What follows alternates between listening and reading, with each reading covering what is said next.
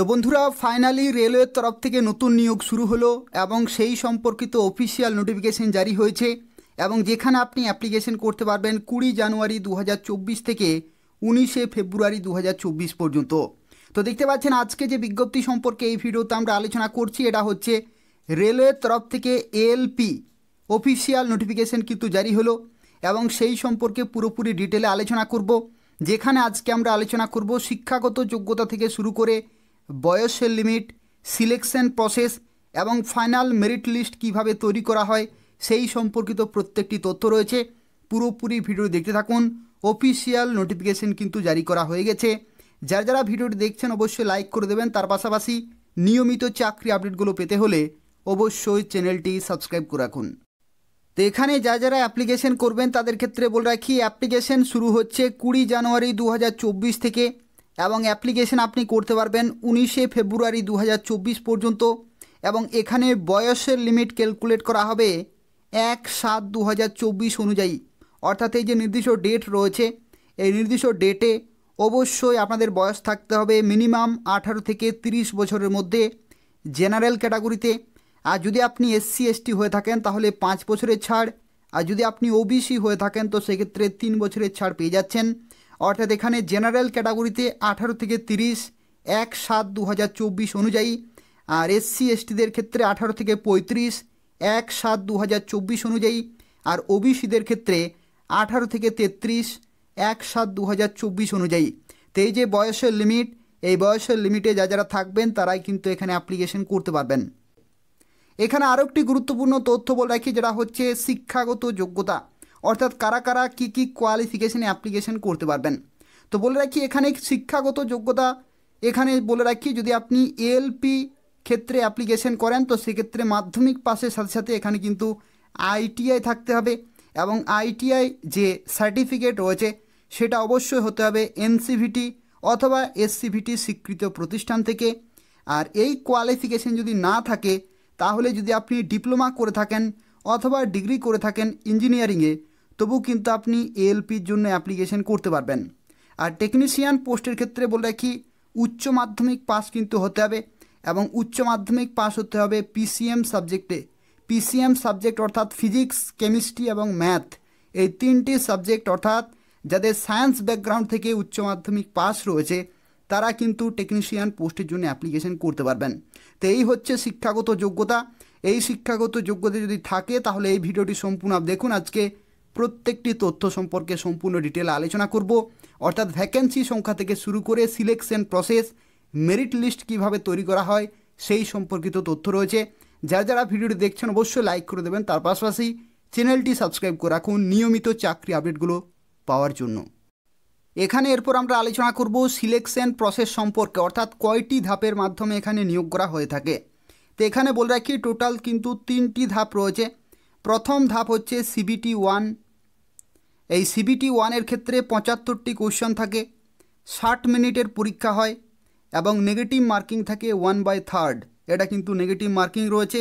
60 মিনিটের পরীক্ষা, 75টি কোশ্চেন থাকে, যেখানে যে সমস্ত সাবজেক্টে প্রশ্নপত্র হয় তার মধ্যে রয়েছে রিজনিং থেকে থাকে 20টি প্রশ্ন, ম্যাথ থেকে থাকে 20টি, সায়েন্স থেকে থাকে 25টি এবং কারেন্ট অ্যাফেয়ার্স থেকে থাকে 10টি। টোটাল দেখতে পাচ্ছেন 75টি কিন্তু কোশ্চেন হচ্ছে এবং এখানে 60 মিনিটের পরীক্ষা, 1/3 হচ্ছে নেগেটিভ মার্কিং।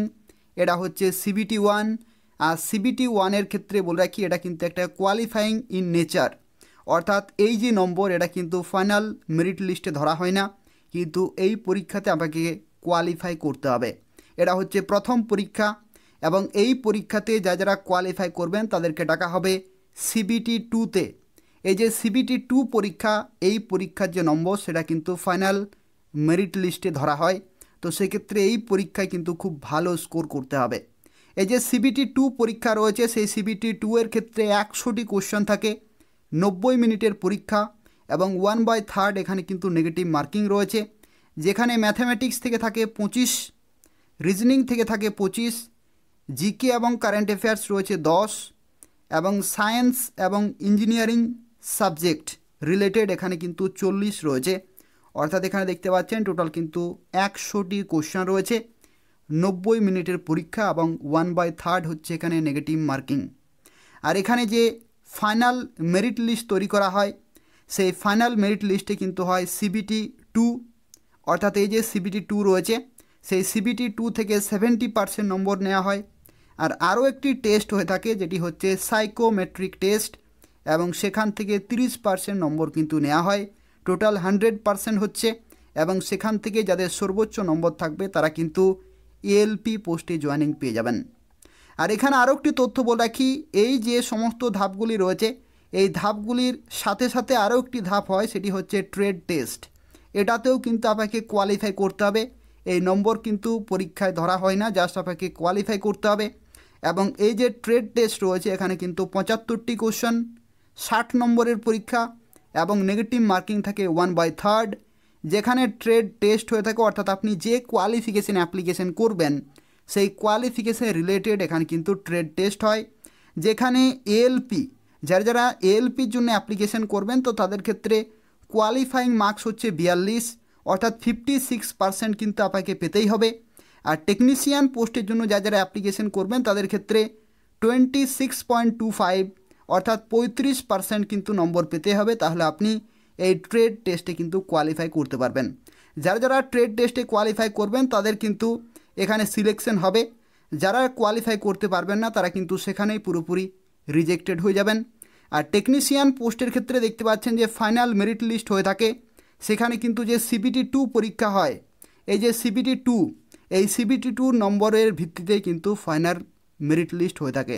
তো সেক্ষেত্রে এই হচ্ছে গুরুত্বপূর্ণ তথ্য, এভাবেই কিন্তু প্রিপারেশন চালিয়ে যেতে হবে। টোটাল কিন্তু 3টি পরীক্ষা রয়েছে, প্রথমে হবে CBT 1, তারপরে হবে CBT 2, তারপরে হবে ট্রেড টেস্ট, এবং ফাইনালি আরও একটি পরীক্ষা হয়ে থাকে যেটি হচ্ছে সাইকোমেট্রিক টেস্ট। তো দেখতে পাচ্ছেন এটা হচ্ছে অফিসিয়াল নোটিফিকেশন, যেখানে government of India ministry of railway recruitment বোর্ডের তরফ থেকে নোটিফিকেশনটি জারি হয়েছে, এবং এটা হচ্ছে সেন্ট্রালাইজড এমপ্লয়মেন্ট নোটিশ নম্বর দেখতে পাচ্ছেন 01/2024। এবং এই যে এই নোটিশটি হচ্ছে recruitment of assistant loco pilot, অর্থাৎ ALPর এটা কিন্তু একটা শর্ট নোটিফিকেশন রয়েছে, এবং টেকনিশিয়ানের নোটিফিকেশন খুব তাড়াতাড়ি বেরোবে। এবং এখানে যেটা বলা হচ্ছে যারা অ্যাপ্লিকেশন করবেন এদের অফিসিয়াল ওয়েবসাইটে অনলাইনে অ্যাপ্লিকেশন করতে হবে। অ্যাপ্লিকেশন শুরু হচ্ছে 20 জানুয়ারি 2024 থেকে, এবং 19 ফেব্রুয়ারি 2024 রাত্রি 12টার আগে পর্যন্ত অ্যাপ্লিকেশন পুরোপুরি কমপ্লিট করতে হবে। এবং এখানে আরও একটি গুরুত্বপূর্ণ তথ্য, এখানে নিয়োগ করা হচ্ছে অ্যাসিস্ট্যান্ট লোকো পাইলট পোস্টে, এবং এখানে আপনি বেতন পেয়ে যাবেন 7 সেন্ট্রাল পে কমিশনে লেভেল 2 এর স্যালারি, যেখানে 19,900 থেকে 63,200 প্লাস বিভিন্ন অ্যালাউন্সগুলো আপনি এখান থেকে পেয়ে যাবেন, অর্থাৎ 32 থেকে 34,000 টাকার কাছাকাছি কিন্তু আপনি স্টার্টিং স্যালারি পেয়ে যাবেন। এবং মেডিকেল স্ট্যান্ডার্ড রয়েছে A1 ক্যাটাগরি, এবং এখানে বয়সের লিমিট দেখতে পাচ্ছেন ক্যালকুলেট করা হবে 1/7/2024 অনুযায়ী, যেখানে 18 থেকে 30 হচ্ছে জেনারেল ক্যাটাগরিতে, আর SC ST OBCরা এখানে বয়সের ছাড় পেয়ে যাবেন। এবং যেখানে দেখতে পাচ্ছেন যে নোটিফিকেশন অনুযায়ী টোটাল ভ্যাকেন্সি সংখ্যা এখানে কিন্তু ডিক্লেয়ার করেছে 5,696টি, এটা কিন্তু ডিক্লেয়ার করা হয়েছে। এবং এখানে আরও একটি গুরুত্বপূর্ণ তথ্য যেটা হচ্ছে দেখতে পাচ্ছেন এখানে মেডিকেল স্ট্যান্ডার্ড, এই যে মেডিকেল স্ট্যান্ডার্ড অত্যন্ত একটি গুরুত্বপূর্ণ, যেখানে physically fit in all respect, যেমন distant vision 6/6 without glasses with fogging test must not accept +2D। এবং এখানে বলা হচ্ছে নিয়ার ভিশন কিন্তু এখানে 0.6 এবং 0.6 উইদাউট গ্লাসেস, এবং must pass test for colour vision, binocular vision, field of vision, এবং নাইট ভিশন, এবং মাইসোপিক ভিশন, এগুলো কিন্তু রয়েছে।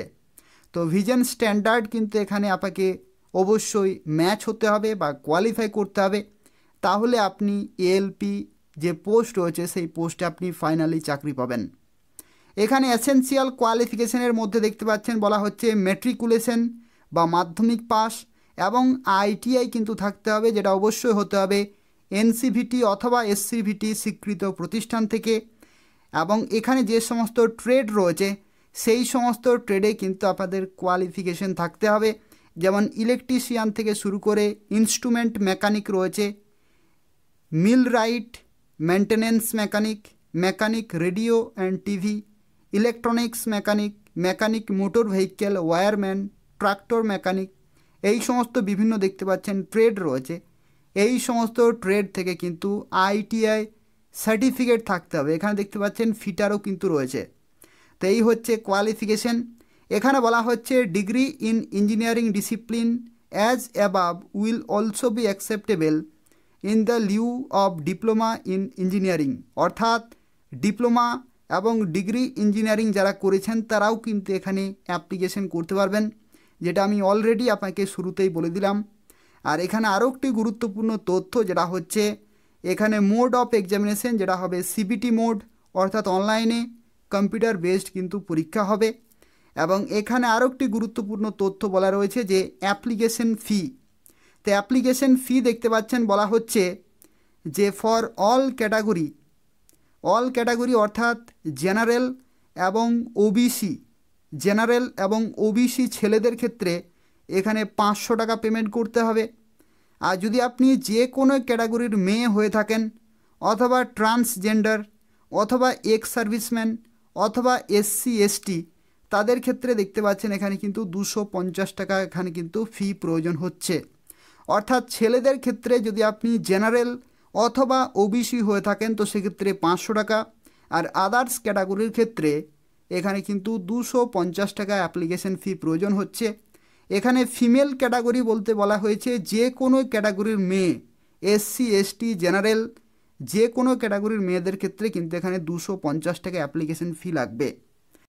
এখানে দেখতে পাচ্ছেন যে নির্দিষ্ট অফিসিয়াল ওয়েবসাইটে আপনি অ্যাপ্লিকেশন করতে পারবেন বা পরীক্ষা সংক্রান্ত প্রত্যেকটি আপডেট পাবেন, সেগুলো দেখতে পাচ্ছেন এখানে কিন্তু রয়েছে, যেখানে বিভিন্ন জোনের তরফ থেকে অফিসিয়াল ওয়েবসাইটগুলো এখানে কিন্তু শেয়ার করা হয়েছে, যেখানে আহমেদাবাদ থেকে শুরু করে আজমির, বেঙ্গালোর, ভোপাল, ভুবনেশ্বর, বিলাসপুর, চণ্ডীগড়, চেন্নাই, গুয়াহাটি, জম্মু, শ্রীনগর, কলকাতা, মালদা, মুম্বাই, মুজফ্ফরপুর, পাটনা, প্রয়াগরাজ, রাঁচি, সেকেন্দ্রাবাদ, শিলিগুড়ি, তিরুবনন্তপুরম এবং গোরখপুর, এই সমস্ত যে আরআরবিসগুলি রয়েছে তাদের যে অফিসিয়াল ওয়েবসাইট সেগুলো কিন্তু এখানে শেয়ার করা হয়েছে। এই নির্দিষ্ট অফিসিয়াল ওয়েবসাইটে কিন্তু আপনি অনলাইনে অ্যাপ্লিকেশন করতে পারবেন। যে এলিজিবিলিটি ক্রাইটেরিয়া আমি আপনাকে শুরুতেই বললাম, সেই এলিজিবিলিটি ক্রাইটেরিয়া যদি থাকে তাহলে আপনি এই সমস্ত পোস্টের জন্য অ্যাপ্লিকেশন করতে পারবেন। অত্যন্ত গুরুত্বপূর্ণ একটি বিজ্ঞপ্তি রয়েছে, অবশ্যই এখানে অ্যাপ্লিকেশন করে দেবেন। আর বলে রাখি, রেলের তরফ থেকে বাকি যে পোস্টে নিয়োগ করা হবে সেই সমস্ত পোস্টের বিজ্ঞপ্তিও কিন্তু খুব তাড়াতাড়ি আসতে চলেছে। নিয়মিত চ্যানেলটি ফলো করতে থাকুন, প্রত্যেকটি আপডেট অর্থাৎ রেলওয়ের কোন কোন বিজ্ঞপ্তি বেরোচ্ছে, কি পরিবর্তন হচ্ছে বা আদার্স যে সমস্ত রিক্রুটমেন্টগুলো আসতে চলেছে, প্রত্যেকটি আপডেট যদি আপনি সময় মতো পেতে চান তাহলে অবশ্যই চ্যানেলটি সাবস্ক্রাইব করে রাখুন। ধন্যবাদ।